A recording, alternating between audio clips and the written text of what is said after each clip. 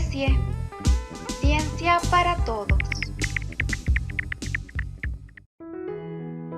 Esta cápsula la queremos dedicar a Charles Darwin, naturalista inglés conocido mundialmente por sus aportes en la biología, particularmente por su teoría de evolución por selección natural.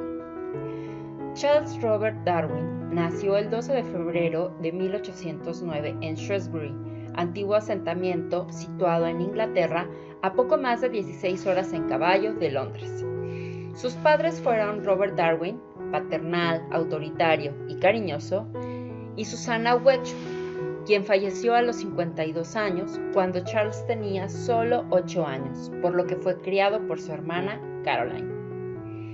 Darwin fue un niño común y corriente, decía pequeñas mentiras, coleccionaba sellos y piedras y gustaba de la caza con perros. Terminó la secundaria, en donde no fue muy destacado, por lo que su padre lo reprimió severamente y lo envió a estudiar medicina a Edimburgo junto con su hermano Erasmus.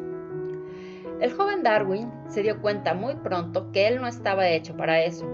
Las clases le resultaban extremadamente aburridas, pero lo peor era cuando tenía que asistir a alguna operación. No hay que olvidar que en aquella época se hacían sin anestesia.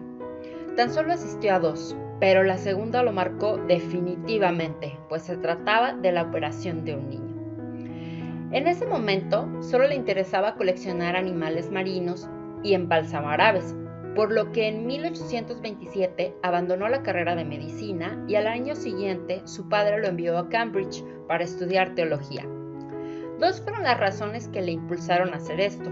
Por una parte, no le desagradaba dedicarse a atender las necesidades espirituales de la gente, y por otra, esta profesión le dejaría tiempo más que suficiente como para poder cultivar su gran afición, ser un naturalista. El paso por Cambridge fue decisivo en la vida de Darwin.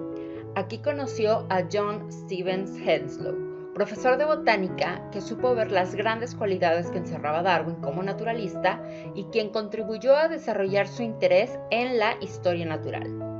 Además del aprendizaje en distintas áreas, fue una época de amigos, diversiones, bailes, juego de naipes, comidas y excursiones de caza. También coleccionaba escarabajos y se aficionó a la música y a la pintura. Con la perspectiva que da el tiempo, no deja de ser paradójico que Charles Darwin, el hombre cuyas teorías científicas serían utilizadas por algunos como base para fundamentar el ateísmo naturalista, tuviera como única titulación académica la licenciatura en teología, o para ser más exactos, bachiller en artes. Durante el verano de 1831, año de su titulación, estuvo haciendo una excursión geológica por el país de Gales. Cuando regresó a su casa a finales de 1831, se encontró con una carta que a corto plazo le haría cambiar la vida y a la larga haría que cambiara la visión que la ciencia y la sociedad tenían del ser humano. Darwin fue parte de una expedición a bordo del HMS Beagle, experiencia importante para su carrera como científico naturalista y donde comenzaron muchas inquietudes que lo llevaron a formular sus ideas sobre evolución. Acompáñanos a este maravilloso viaje que hizo Darwin a bordo del HMS Beagle. Esta historia comienza en agosto de 1831. Charles Darwin se había graduado recientemente de la Universidad de Cambridge y a sus 22 años, fascinado por el mundo natural e inspirado por las aventuras del naturalista Alexander von Humboldt, recibió una carta con el ofrecimiento de una oportunidad increíble. Era del antiguo maestro de Darwin, John Stevens Henslow, profesor de botánica en Cambridge. Darwin había sido recomendado para acompañar al capitán Robert Fitzroy en una expedición a bordo del HMS Beagle. El motivo principal del viaje era trazar la costa de América del Sur, mientras que un motivo secundario era la exploración científica. Cada sitio al que llegaron, situación que pasaron, fenómeno natural que experimentaron, cada descubrimiento fue significativo para el joven Darwin. Para enero de 1832, después de 3 semanas de mareos, Darwin desembarcó con gran entusiasmo en las islas de Cabo Verde. Tenía el mejor equipo que pudiera comprar: un microscopio, un clinómetro para medir ángulos, martillos geológicos y un recipiente para muestras botánicas. Sin embargo, para ese entonces, él todavía era un novato. Aún así, realizó su primer trabajo de campo en el que, entre otras cosas, observó franjas de conchas de ostras que se extendían a lo largo de las rocas e identificó muestras de rocas y registró los estratos volcánicos. Estas observaciones le recordaron los principios de geología de Charles Lyell, obra que llevaba Darwin a bordo del Beagle y que él mismo afirma fue una inspiración fundamental para las ideas evolutivas vertidas en el origen de las especies. Darwin se lesionó durante este primer tramo de viaje y fue obligado a permanecer a bordo varios meses, hasta abril de 1832, cuando pudo pisar tierra firme en Brasil. Ahí, la exuberancia del bosque tropical provocó que la mente de Darwin entrara en un caos de deleite. Pasó meses en Río de Janeiro en este esplendor tropical donde pudo perfeccionar su habilidad para colectar arañas. Durante los siguientes meses, mientras la tripulación del Beagle navegaba por la costa revisando y volviendo a verificar las cartas navales, Darwin se quedó en tierra, explorando felizmente las montañas de Corcovado cerca de Río, pasando de la geología a la zoología y construyendo una impresionante colección de arañas y avispas. Para junio de 1832, el barco se dirigió de nuevo al sur del continente, donde tuvieron la oportunidad de observar marsopas, ballenas, pingüinos y focas.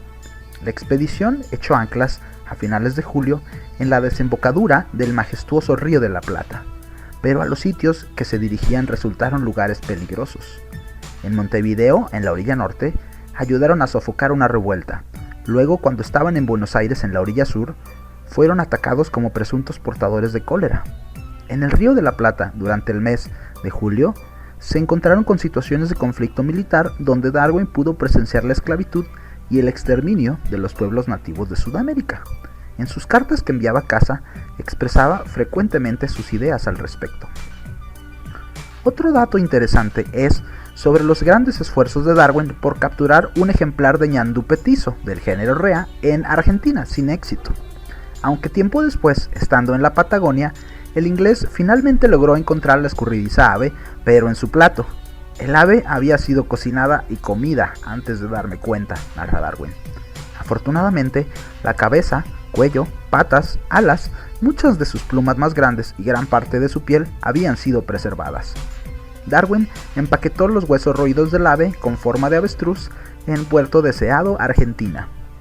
Después de que el Beagle navegara a través de las Islas Malvinas, la nave partió a la costa oeste de Sudamérica a Valparaíso, Chile.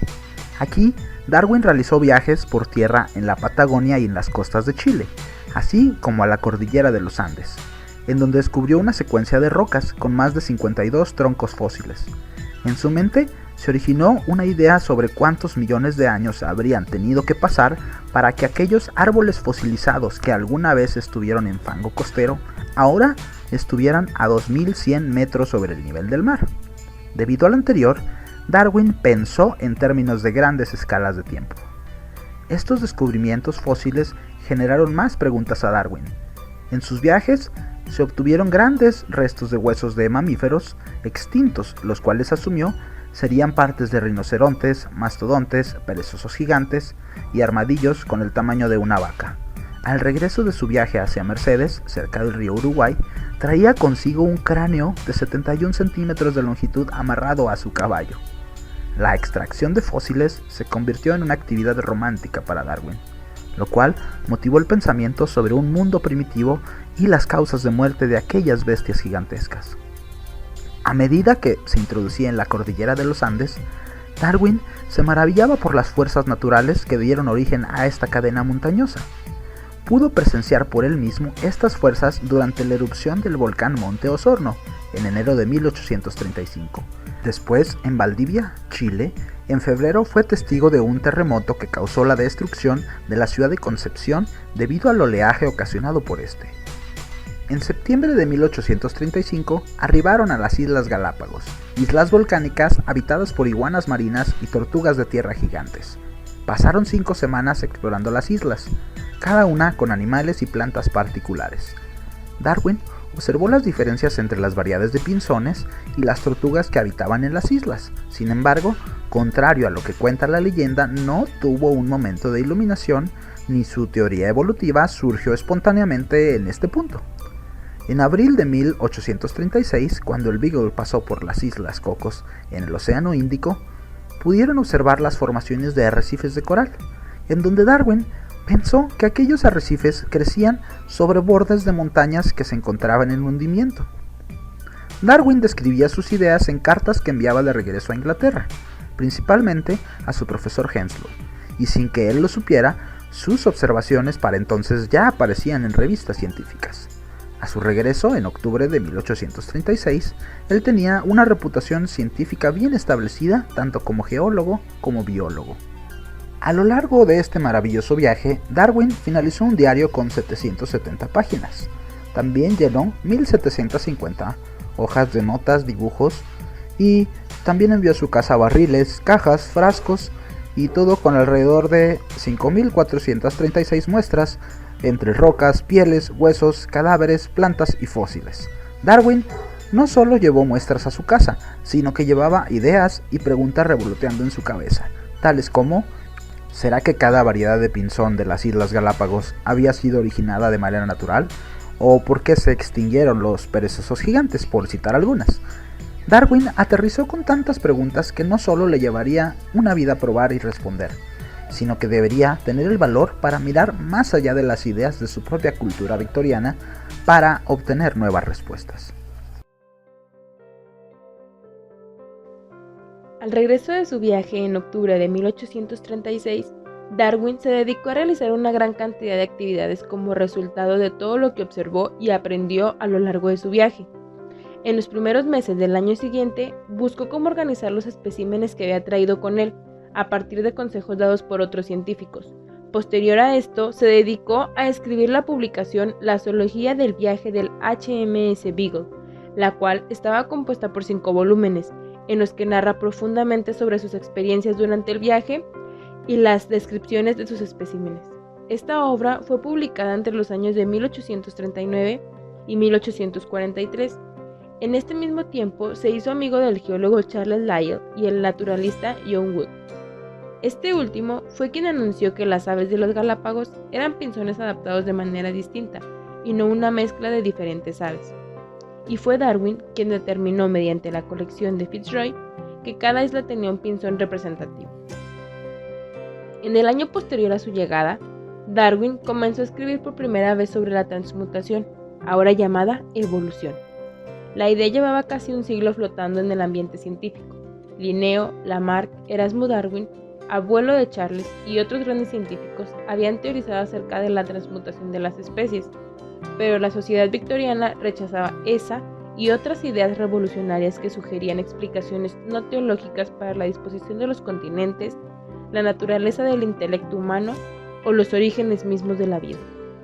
A partir de este momento, se dice que Darwin comenzó algo así como una doble vida, pues esas notas no podían ser conocidas aún.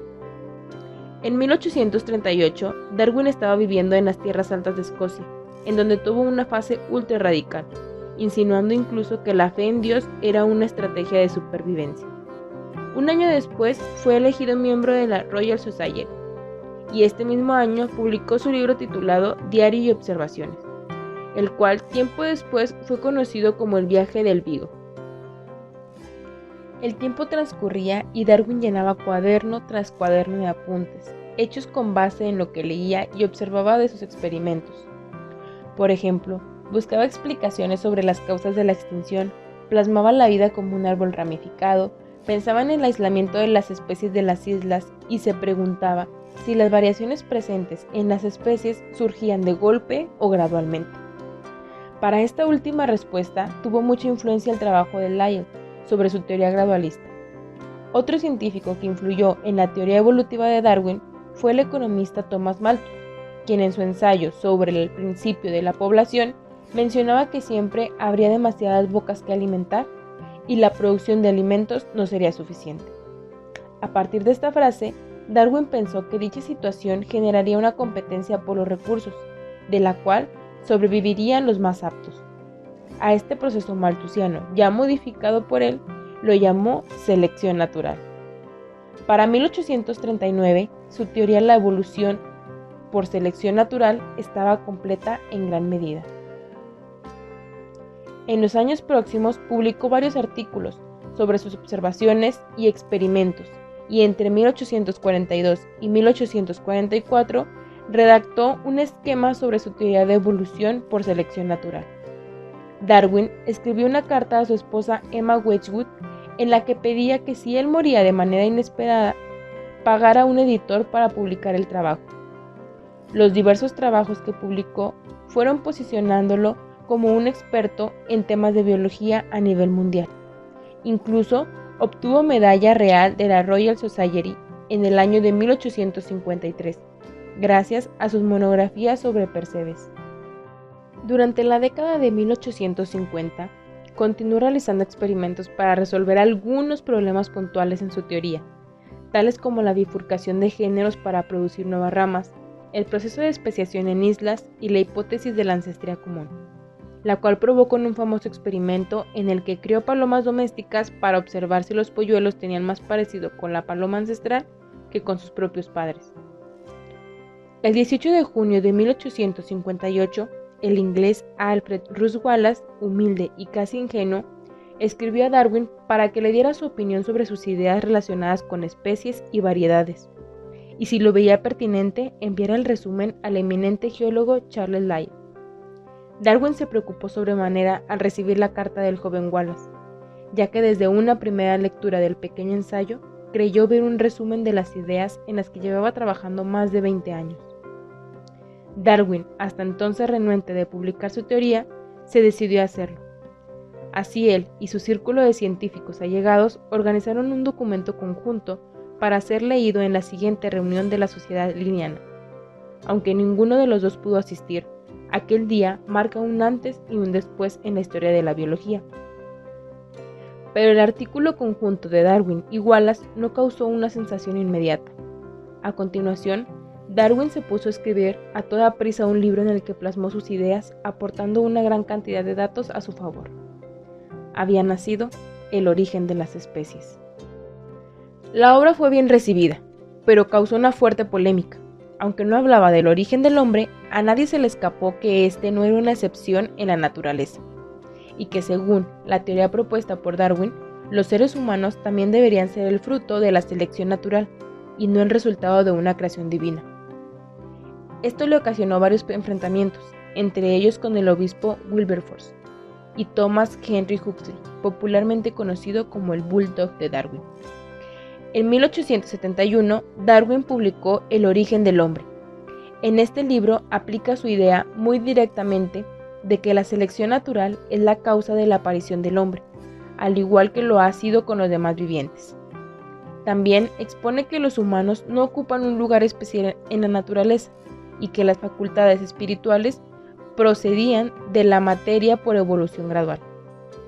Paradójicamente, este libro no causó tanto revuelo como el de 1859. La noción de una evolución en el reino viviente se había ido imponiendo. Después de 45 años de enfermedad y 14 libros, algunos de ellos de lo más importante que se haya publicado en el siglo XIX, escritos en medio de cefalias, insomnio, dolor, náuseas, vómitos, mareos, temblor, palpitaciones y angustia, Charles Darwin muere tras un ataque cardíaco el 19 de abril de 1882. La obra de Darwin lo hizo acreedor a numerosos premios y honores. Incluso obtuvo un doctorado honorario otorgado por la Universidad de Cambridge.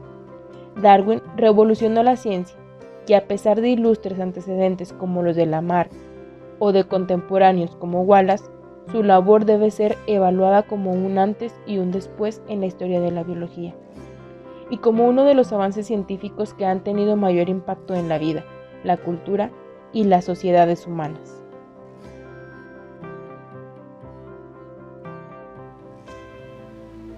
Hola, ¿cómo están? Muchas gracias por la invitación para participar en este aniversario de Charles Darwin. Yo me permití hacer una carta dirigida a él, misma que les voy a compartir. Nuevamente, muchas gracias. Estimado Charles, como todos los años, instituciones del mundo se dan a la tarea de realizar eventos en reconocimiento a tu labor como uno de los naturalistas más destacados de la historia de la humanidad. Tus ideas han tenido eco en muchas disciplinas. Tengo la certeza de que todos los biólogos conocen tu nombre, aunque también muchos desconocemos tu obra a fondo. Como entomólogo, me emocionó el hecho de que tu primera contribución a la ciencia fue para un libro sobre insectos, el famosísimo Illustrations of British Entomology. En él aparecen los insectos de Gran Bretaña, pero además las palabras mágicas capturado por Charles Darwin. ¿Quién lo diría? Los insectos fueron tu gran pasión de la infancia. Qué orgullo haber colaborado para esa obra, y más cuando el autor ya era un reconocido entomólogo. Considero que la emoción de ver nuestro nombre en publicaciones es común a todos los que nos iniciamos en la investigación, aunque muchas veces ese sentimiento se mantiene a pesar de los años recorridos. Más cuando lo creado se ansía ver publicado y se espera que tenga una buena aceptación entre nuestros lectores. ¿Quién lo diría? Tu primera contribución a la ciencia fue para un libro de entomología. Pues sí, y no solo eso. Los insectos fueron tu gran pasión. ¿Y qué decir de los escarabajos?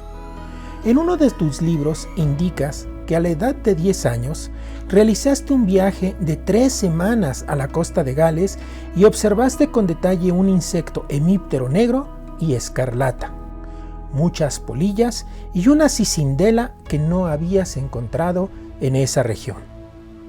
A partir de ahí, te convenciste de empezar a colectar todos los insectos muertos que pudieras encontrar y llegaste a la conclusión de que no estaba bien matar insectos con el objeto de hacer una colección. Es extraño, pero además muy interesante. Esta frase podría ser utilizada como bandera por aquellos fundamentalistas de la conservación que en su afán de preservar la diversidad biológica impiden la colecta de especímenes. Creo que se deben realizar colectas reguladas, facilitando el trabajo del investigador y no dificultándolo con trámites burocráticos. Como dijera el Tlatoani Cifuentes, no podemos conservar lo que no conocemos. ¿Y qué decir de los escarabajos? Recuerdo que en alguno de tus libros escribiste: no me dediqué a ninguna otra actividad con tanta ilusión, ni ninguna me procuró tanto placer como la de colectar escarabajos. Era la mera pasión por colectar, ya que no los disectaba y raramente comparaba sus caracteres externos con las descripciones publicadas, pero de todos modos los nombraba. Voy a dar prueba de mi entusiasmo, decías. Un día, mientras quitaba cortezas viejas de árboles, observé 2 escarabajos raros y tomé uno en cada mano. Entonces vi un tercero de otra clase que no me podía permitir perder. Así que me metí en la boca al que sostenía en mi mano derecha. ¡Ay de mí! Expulsó un fluido intensamente acre que me quemó la lengua, por lo que me vi forzado a escupir, perdiendo al igual que el tercero. Ciertamente los escarabajos fueron muy importantes en tus años de juventud. Fue una lástima el que no te hubieras dedicado a ellos como especialista, el coleopterólogo Charles Darwin. Aunque, como bien lo mencionaste, parece que es como si la afición a colectar escarabajos fuera un indicio de un futuro éxito en la vida. Curiosamente, Alfred Russel Wallace, otro naturalista inglés que llegó a conclusiones similares a las tuyas sobre la evolución de los seres vivos, también encontró en los escarabajos una pasión similar y comentó en la ceremonia de entrega de la medalla Darwin-Wallace en 1908 respecto a la evolución: ¿por qué fallaron tantos de los más grandes intelectos mientras Darwin y yo dimos con la solución de este problema? Su primera explicación fue más que contundente. Primero, y lo más importante, según creo, en nuestra vida temprana, tanto Darwin como yo nos convertimos en ardientes cazadores de escarabajos. ¿Quieres contribuir de manera excepcional a la ciencia? Como ya lo dijo Darwin y Wallace, estudia escarabajos. Muchas gracias.